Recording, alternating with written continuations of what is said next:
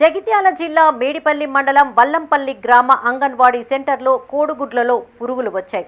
అంగన్వాడీలో పిల్లలకు అందించే కోడిగుడ్లలో పురుగులు రావడంతో తల్లిదండ్రులు షాక్కి గురయ్యారు. ఇదేనా చిన్నారులకు అందించే పౌష్టిక ఆహారం అంటూ అంగన్వాడీ సెంటర్కు వెళ్లి నిలదీశారు. అదే సమయంలో అంగన్వాడీలో ఎలుకల శబ్దం వినిపించడంతో వారు మరింత ఆందోళనకు గురయ్యారు. నేను అంగన్వాడీకి మా పిన్ని ఫోన్ చేసింది. మా ఇంటి పక్కన నేను అంగన్వాడీకి వెళ్ళి ఈ కోడిగుడ్లు తీసుకురావడం జరిగింది. దాంట్లో పురుగులు రావడం జరిగింది. దానికి మా ఇంటి పక్కన ఉన్న వాళ్ళకు చూపించాను. ఒక వీడియో కూడా తీశాను. దాన్ని మేము ఎవరికి సహకరించాలో వాళ్ళకి సహకరించి పెట్టాను. మా వల్లంపల్లి గ్రూప్లో కూడా పెట్టాను.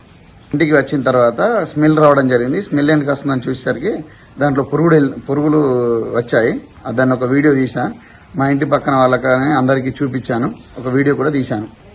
ఆ మేడం కూడా మా పిన్నే ఫోన్ చేసింది. నేను మా పిన్నికి ఆ వీడియో సెండ్ చేస్తే చూసుకొని తీసుకెళ్లాలని చెప్పింది. ఆ కోడిగుడ్డు ఒక్కటి కూడా నేను చూడలేను.